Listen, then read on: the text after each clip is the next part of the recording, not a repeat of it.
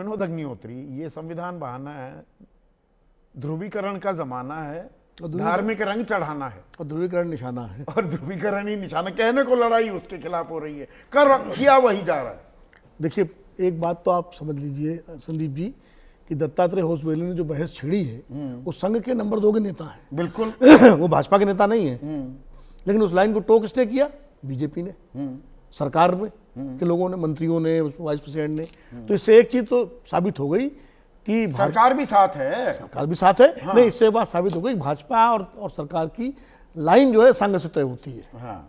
ये तो स्पष्ट हो गया ना। हाँ। कि दत्ता जी से पहले कोई कुछ नहीं बोल रहा था इस पे, दत्ता जी के बोलने के बाद सब बोल पड़े। नहीं, मैंने कल दिखाया वो दरअसल जो बीजेपी का संविधान है, पहले ही पन्ने पर आर्टिकल 2 में साफ लिखा हुआ है कि हम सोशलिज्म और सेक्युलरिज्म के प्रति सच्ची निष्ठा रखेंगे। आप याद करिए 1980 में जब भाजपा बनी थी तो गांधीवादी समाजवाद इस्तेमाल किया था अटल जी और अडवाणी जी ने। बिल्कुल। तो समाजवाद वहां भी था, वो इंटीग्रल ह्यूमनिज्म बाद में लेकर आए दीनदयाल उपाध्याय की विचारधारा। तो गांधीवादी समाजवाद की बात की गई थी। और आज भी जो सरकार चल रही है वो समाजवादियों के सहयोग से चल रही। वाजपेयी जी बैठे हुए हैं और नीतीश कुमार और ये नमाजवादी भी हैं।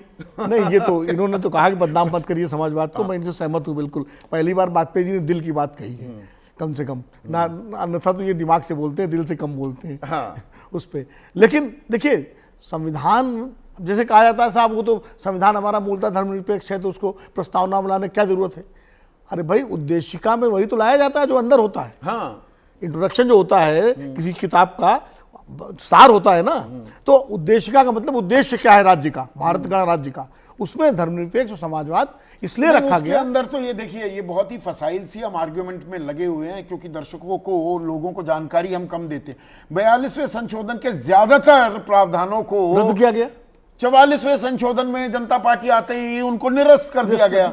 तो सोशलिज्म और सेक्युलरिज्म को भी हटा देते। नहीं हटाया। अटल बिहारी वाजपेयी, एल के अडवाणी उस सरकार में मंत्री थे, वो मंत्री थे, चरण सिंह जी थे, सारे लोग सब लोगों का समर्थन था, रामविलास पासवान थे, ये सब लोग, ये सब समाजवादी हैं। अब ये नमाजवादी भी हो गए।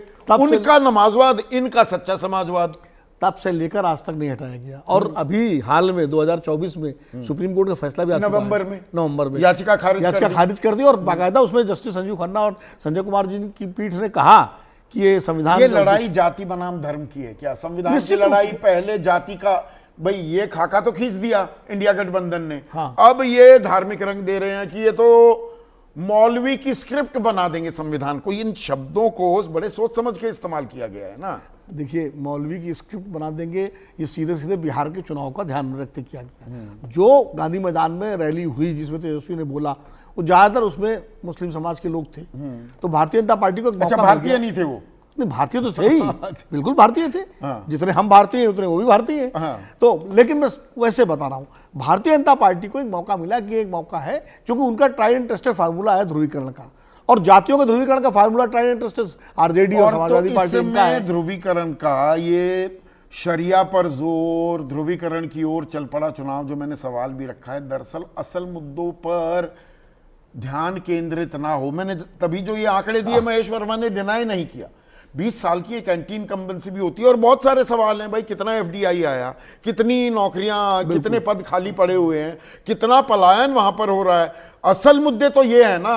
अभी मैं एक पढ़ रहा था कि कितने स्कूल हैं जिनमें एक भी छात्र नहीं है, स्कूल बंद पड़े हुए और शिक्षक तनख्वाह ले रहे हैं बिहार का। ये भी एक सच है।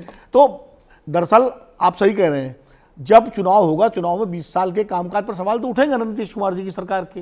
और अधिकतम समय भारतीय जनता पार्टी उस सरकार में शामिल रही है।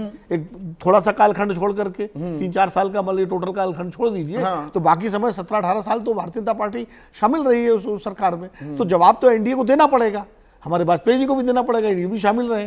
तो अब चूंकि वो उस जवाब से कतराना है भी, यानी वो सरकार में शामिल नहीं है।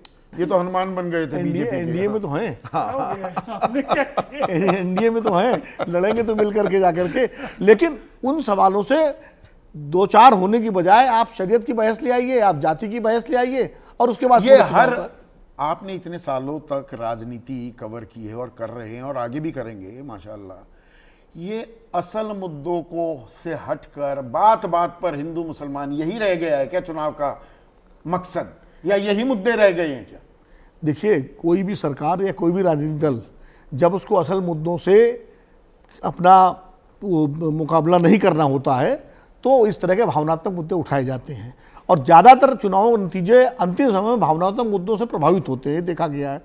इसलिए राजनीतिक दल भावनात्मक मुद्दों को ही ज़्यादा उठाते हैं। सत्ता पक्ष तो ये करेगा, वो तो करेंगे, लेकिन विपक्ष की भी जिम्मेदारी है क्या कि घेर कर लेकर आइए, और मुद्दों की लड़ाई सड़क पर भी होती दिखनी चाहिए, वो गूंज भी होनी चाहिए। क्या नैरेटिव की भी एक दिक्कत है, और अटेंशन स्पैन आपका, मेरा, हम जो दर्शक हैं और जो मतदाता भी हैं, उनका ज़्यादा ऐसे भड़काऊ मुद्दों पर ही ध्यान ज़्यादा जाता है क्या? सोचिए इस बारे में।